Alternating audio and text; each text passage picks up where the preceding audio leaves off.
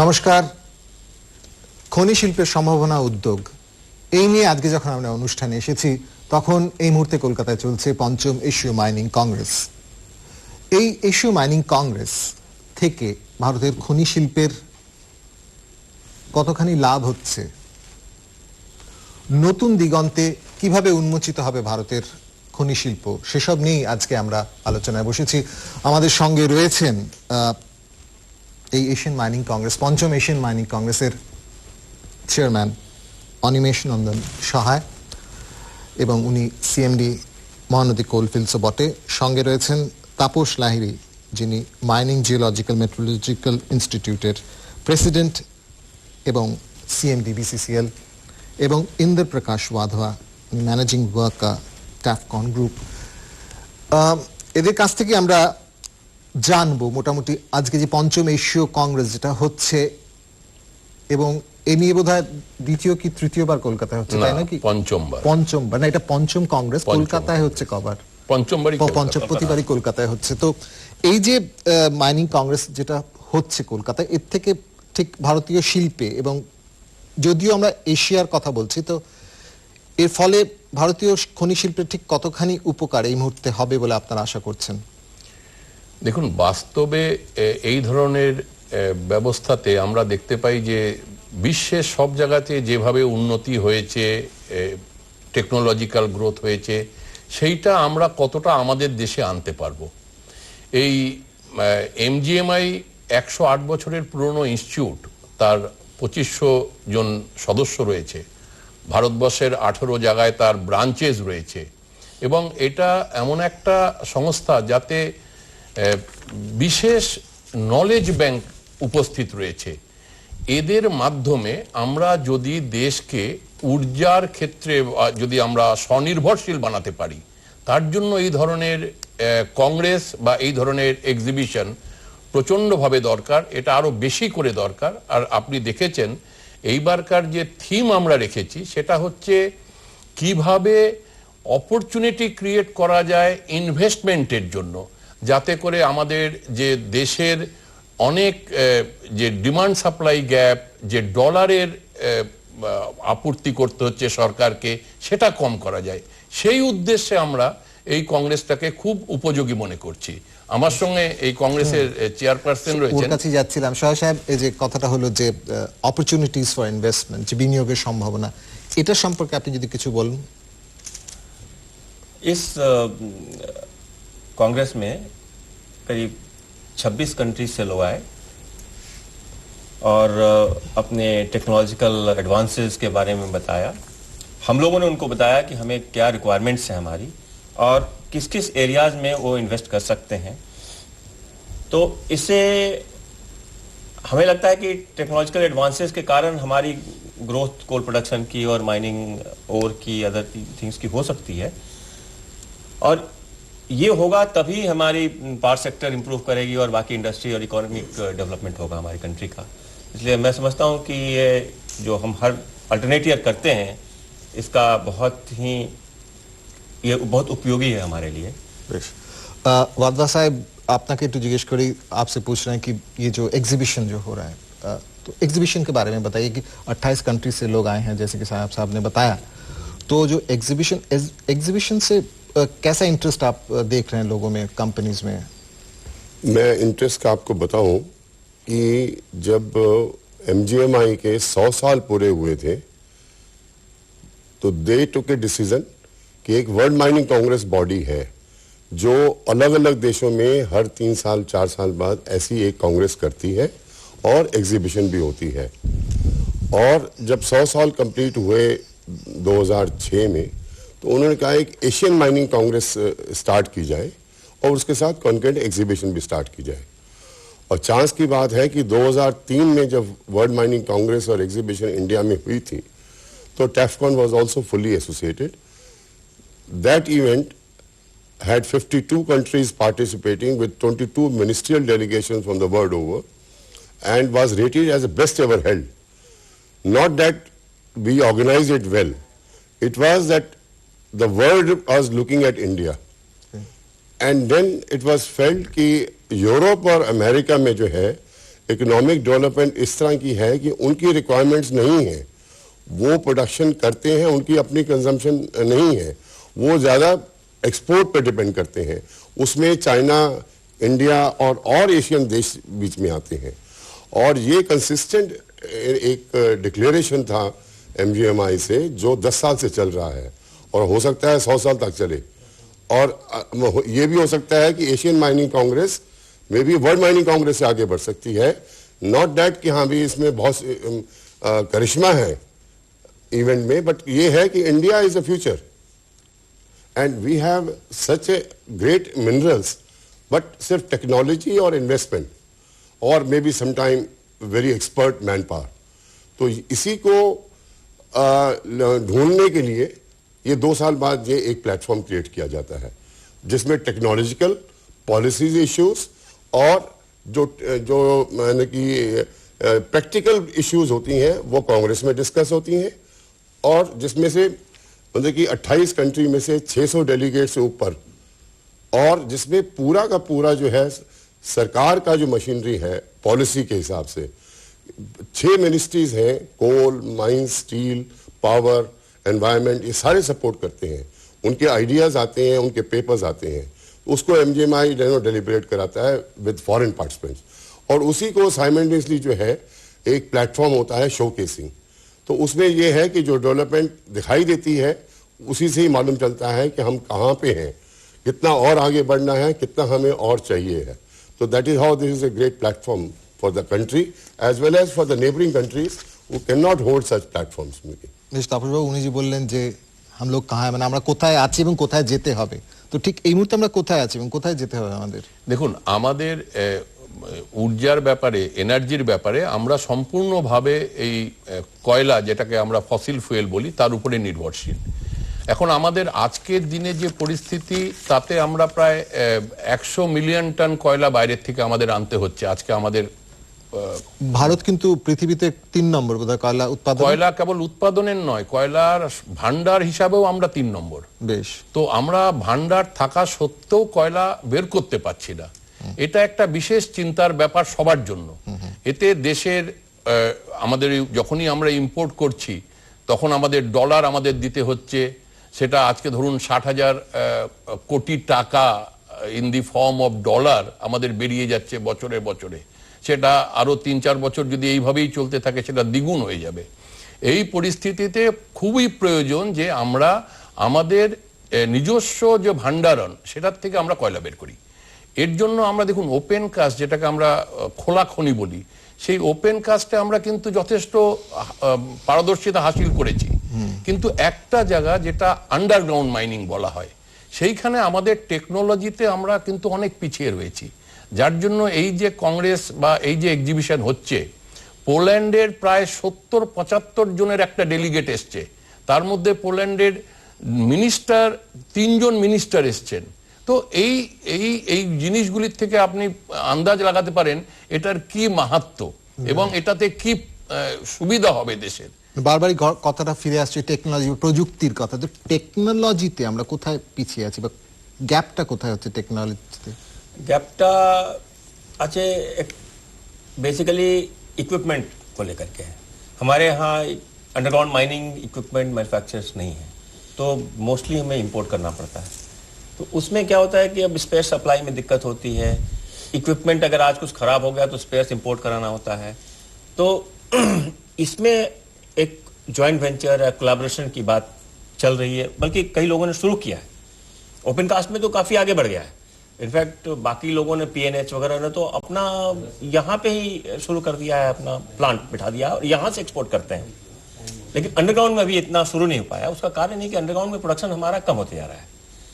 তো এই যে জয়েন্ট ভেঞ্চারের কথা উনি বলছেন, এই জয়েন্ট ভেঞ্চারে যে বলছেন যে কয়েক জায়গায় প্রোডাকশন শুরু হয়ে গেছে, এরকম কয়েকটা সাকসেস স্টোরি আমরা শুনতে। দেখুন, পিএনএইচ যেটা গ্লোবাল কোম্পানি ছিল, এরা আগে আমেরিকাতে এদের কোম্পানি ছিল, কিন্তু এখন ইন্ডিয়ান মার্কেট দেখে এদের একটা পার্টিকুলার সাইজ পর্যন্ত, ধরুন 10 কিউবিক মিটার শাবেল ওরা ইন্ডিয়াতে তৈরি করছে। ইন্ডিয়াতে তৈরি করে সেটা দুনিয়াতে সব জায়গাতে তারা ওটা বিক্রি করছে।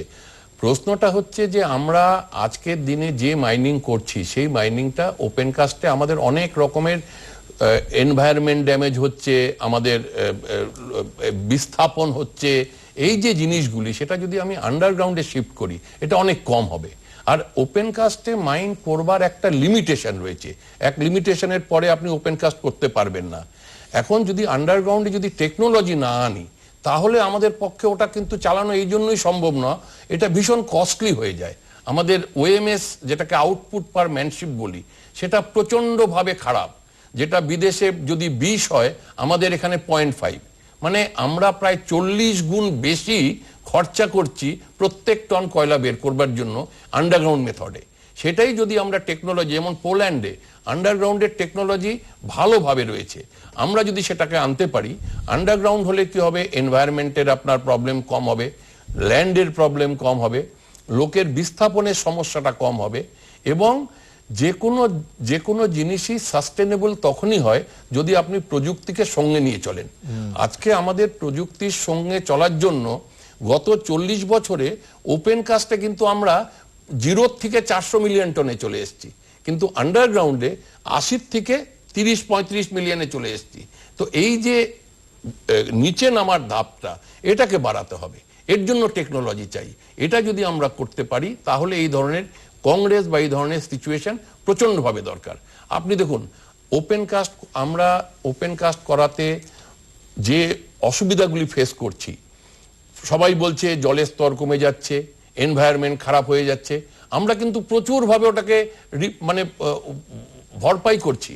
যেমন ধরুন যে জলটা বয়ে চলে যেত, সেটা পরিশ্রুত পানীয় জল করার চেষ্টা করছি, পরিশ্রুত পানি জল করছি, সেটাকে নিয়ে গিয়ে সামনে প্রায় 50 কিলোমিটার দূরে গ্রামে নিয়ে গিয়ে সরকারি সহায়তাতে সেইখানে রিজার্ভায়ারে ঢালছি, তাতে সেই অঞ্চলের জলের রিচার্জ হচ্ছে, সেই জলটা উপযোগে আসছে।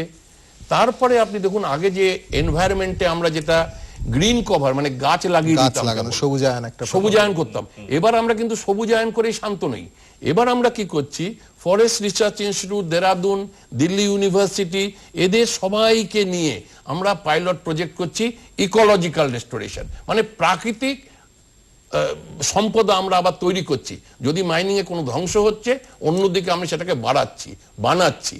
আমাদের যে সমস্ত সাহেব ভালো করে আরো বলতে পারবে, মহানদীতে আমরা কি ধরনের চাকরি দিচ্ছি লোককে। হ্যাঁ, এই প্রসঙ্গে আসতে চাইছিলাম যে কর্মসংস্থান বা জব ক্রিয়েশন কতটা হচ্ছে, এবং এই যে আপনি বলছেন বাড়বে, আমরা যদি এই যে গ্যাপটা যদি কমিয়ে আনা যায় তাহলে তো আরো বাড়বে জব।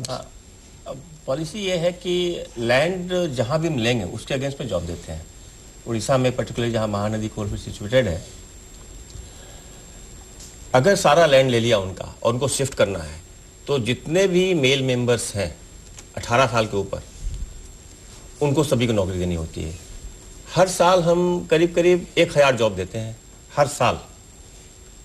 हमारी टोटल स्ट्रेंथ जैसे करीब 20,000 है, उसमें से लैंड आउटरीच ही 11,000 না। এটা তো কেবল আপনি আপনার সংস্থানে, টোটাল আমাদের কোল ইন্ডিয়ায় 10-15 হাজার 10-12,000 জব নতুন চাকরি दे रहे हैं। এটা কি মানে পার অ্যানাম হচ্ছে? আমাদের দেখুন, আমাদের মাইনিংটা কি হচ্ছে, এটা সাইট স্পেসিফিক। আপনি একটা ফ্যাক্টরি এখান থেকে উঠিয়ে অন্য জায়গায় করতে পারেন, কিন্তু আমাকে তো মাইনিং করতে গেলে সে কয়লাই করি, লোহাই করি, যে কোনো কিছুরই করি, যেখানে আছে সেখানেই করতে হবে।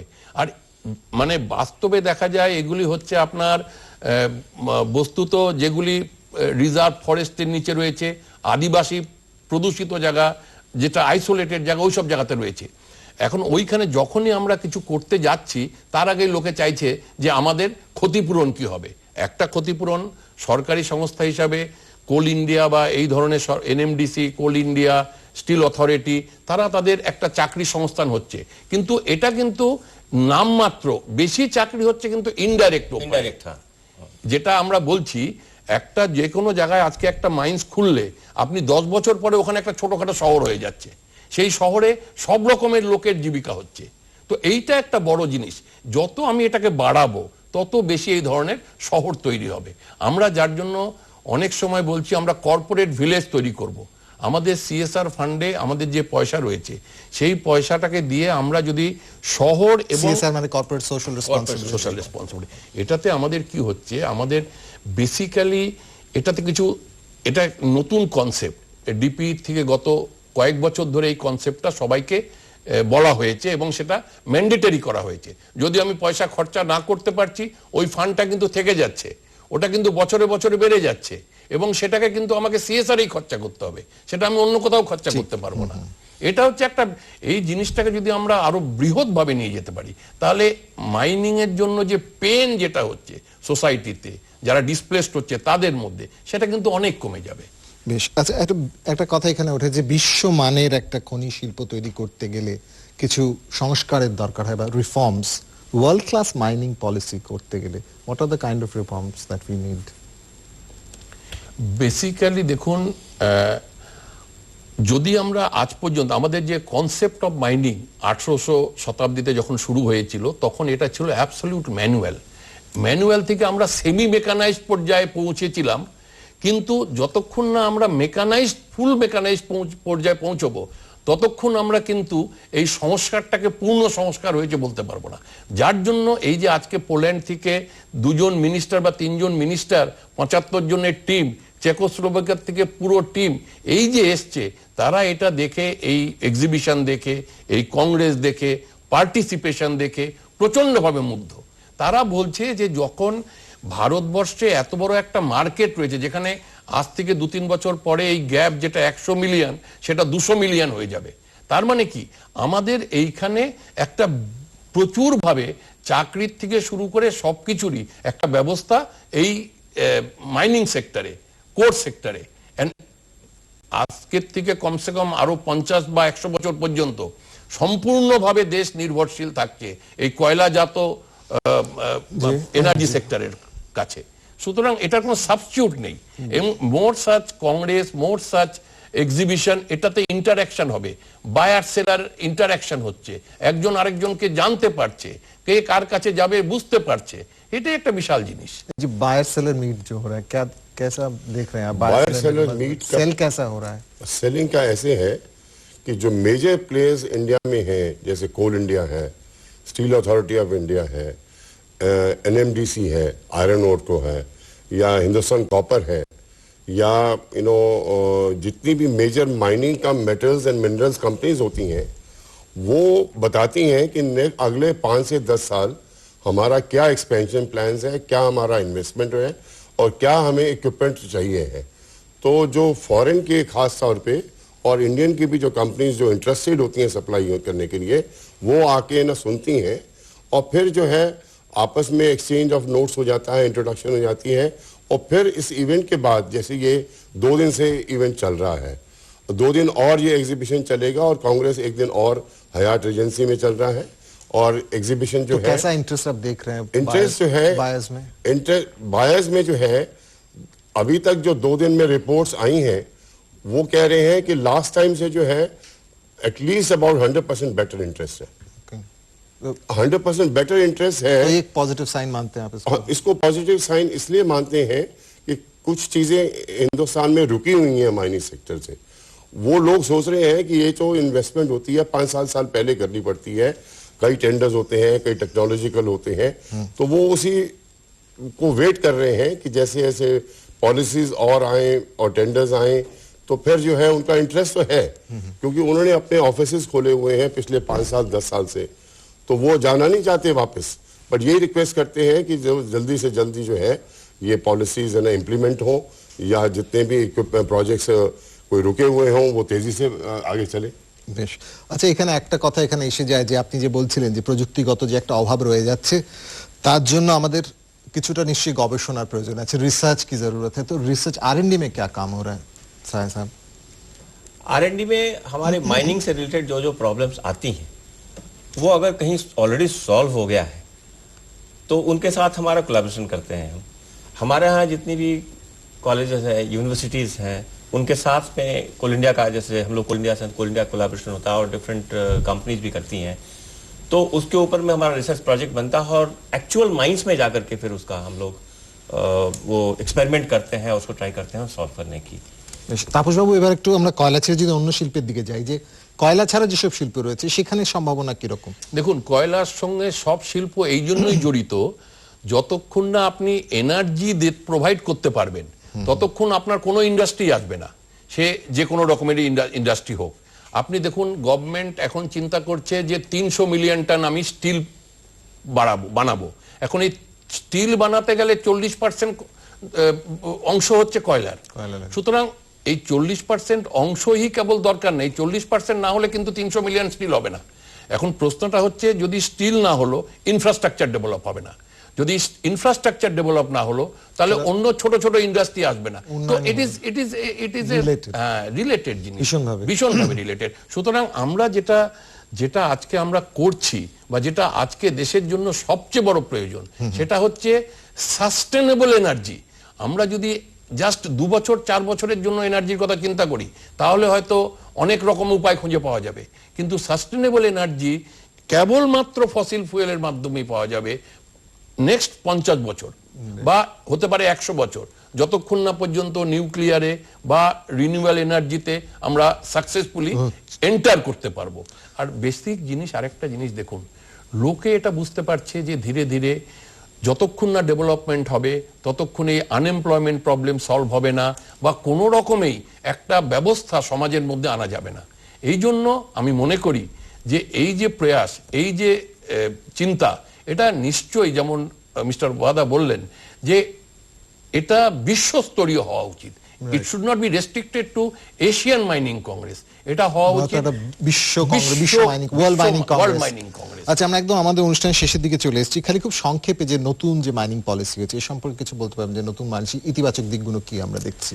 দেখুন, ইতিবাচক দিকের মধ্যে আমাদের প্রফিটটাকে আমরা অনেক বেশিভাবে, গভর্নমেন্টের উদ্দেশ্য হচ্ছে প্রফিটটাকে বেশিভাবে জনস্বার্থে ইস্তেমাল করবার ব্যবস্থা, ব্যবহার করা, যার জন্য একটা সিএসআর এর কনসেপ্ট এসছে, যার জন্য আপনার 26% খরচা করতে হবে লোকাল জায়গাতে, সেই পয়সাটা স্টেট গভর্নমেন্টের মাধ্যমে সেটা খরচা করা হবে। এইসব যে চিন্তা ভাবনাগুলি, যাতে করে লোকের কষ্ট কম হয়, আমি দেশেরও উন্নতি হোক, ইন্ডাস্ট্রিরও উন্নতি হোক এবং লোকের ভালো হোক, এটাই সবাই চায়। এবং মানে যেটা একটা আপনারা এটা আমরা আলোচনা করছিলাম যে ইম্পোর্টটা যদি কমানো যায়। হ্যাঁ, ন্যাচারালি ইম্পোর্টের আপনি দেখুন কি বিশাল এফেক্ট। আজকের দিনে আমি আমাদের প্রায় মানে 60,000 কোটি টাকা ডলার ফর্মে আমাদের দেশ থেকে বেরিয়ে যাচ্ছে কেবল আজকের যে কয়লার দরকার সেটা যদি আমরা আনছি।